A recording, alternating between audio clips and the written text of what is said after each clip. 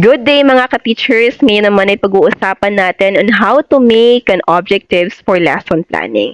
So of course, bago ka gumawa ng iyong lesson plan ay dapat napanood mo na ang video na ito para hindi ka ma-stress at hindi ka mahirapan sa paggawa ng iyong lesson planning. So ang pinaka-importante sa lesson planning ay dapat alam mo kung paano gumawa ng objectives. So para malaman mo kung paano gumawa, ito yung video na para sa'yo. We have here the step-by-step guide for teachers for your lesson planning. So we have here the steps na kailangan mong dapat alam mo sa paggawa ng iyong objectives. So the first step is you're going to first identify the learning competency. So you need to read the curriculum guide or learning competency first.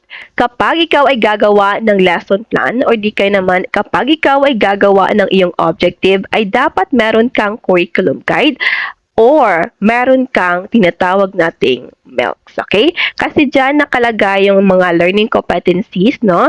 Ano yung mga topic na i-discuss mo sa mga corresponding na mga grade levels, okay? So dapat meron kang curriculum guide, okay? So first is you need to ask yourself, what should learners know, okay? What should learners do after the lesson? And what skills should they develop? So these are the important questions na dapat na alam mo para naman ay maging guide mo ito sa paggawa ng iyong objectives. Like for example, ito yung ating tinatawag nating objective, no?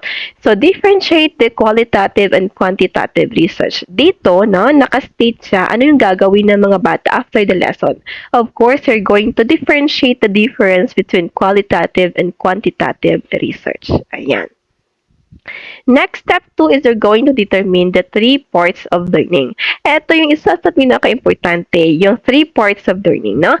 A good lesson objective usually includes the 3. We have the knowledge, the skills, and the values, or titawag nating cognitive, psychomotor, and affective, no? Ito yung dapat na meron sa iyong lesson plan.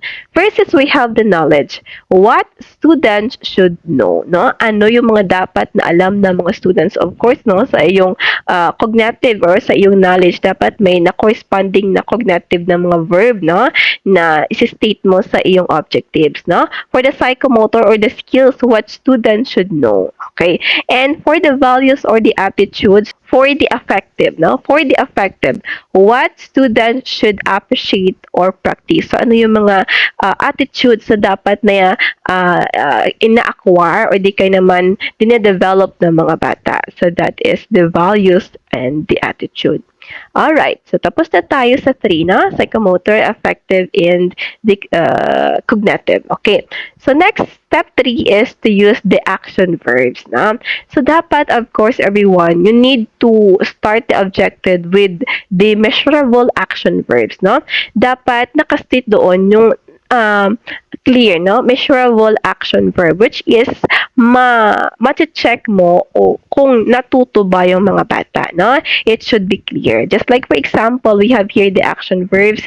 Identify, di ba? Ipapa-identify mo sa mga bata. Mama-measure mo kung na-identify o hindi. Explain, no? Describe. Solve, no? Malalaman mo kung tama ba yung pag-solve. Analyze. Compare. Create, demonstrate, classify, evaluate, no?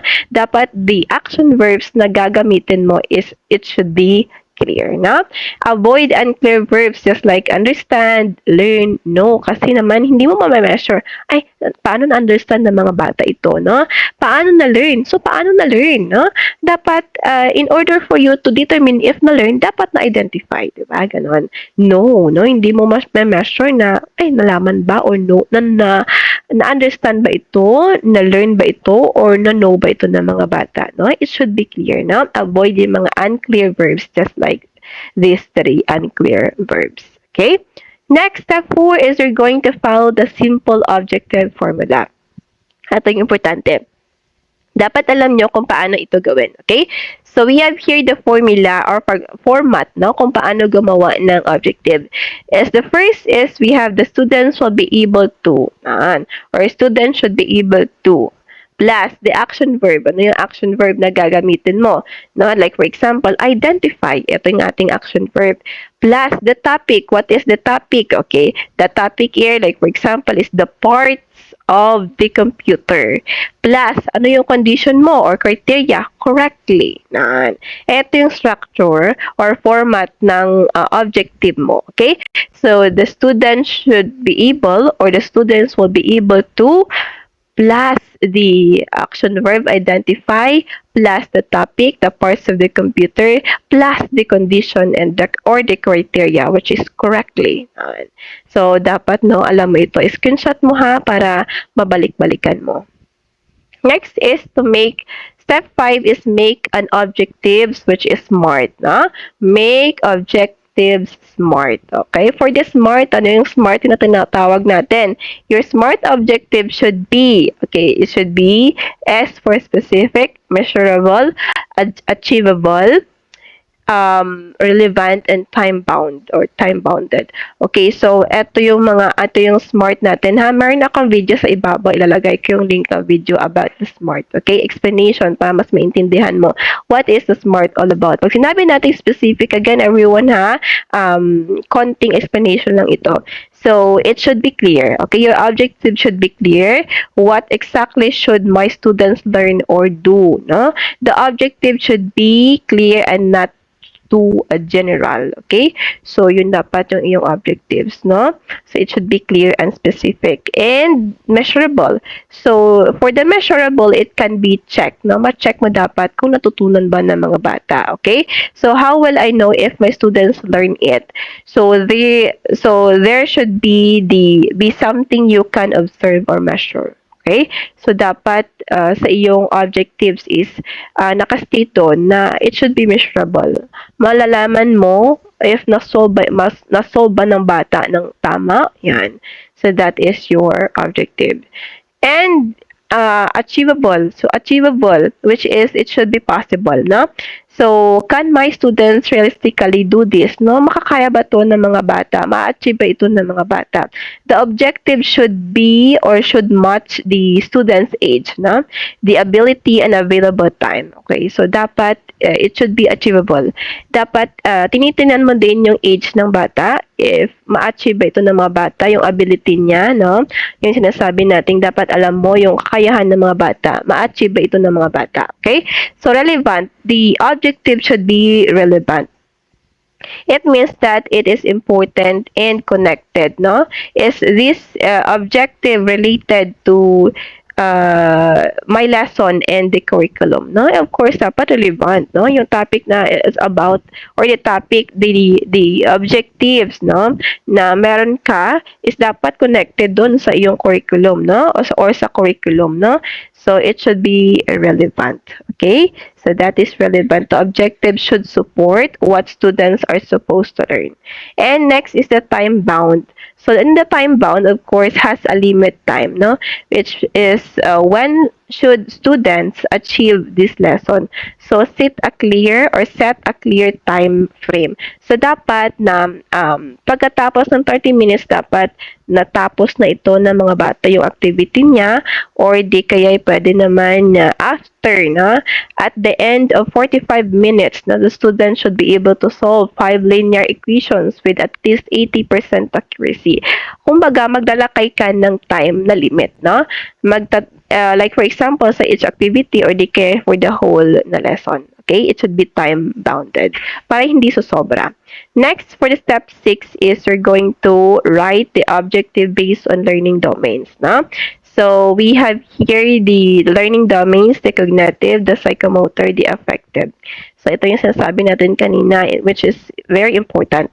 Dapat alam mo kung paano mag-structure ng cognitive domain or the knowledge, just like the thinking skills, no? Which is like, for example, explain the causes of climate change, no? So, dapat alam mo yung mga verbs na verb na naka-include sa cognitive domain. Okay? And the psychomotor domain as well, just like it focuses on physical or practical skills or the skills, no? Skills na ini-improve or ini-enhance ng mga bata, just like to demonstrate, no? proper hand washing procedure, it means nga hands-on siya, di ba? So that is psychomotor domain. And the affective domain is all about the values, na, the attitude, na, yan. So it shows the cooperation during group activities, di ba? That is an example of the affective domain. It's all about the values, no, na ini-enhance ng students inside the classroom or dine-develop ng students inside the classroom. So that is affective domain. Next is we have here the sample objectives for each subjects. So for the mathematics, science, and English. By the way, everyone a good lesson planning or a good objectives dapat meron siyang cognitive, psychomotor, and affective. So dapat tatlo yan. Okay? So these are just an example. And for easy teacher tip, okay, so ask this question before finalizing objective.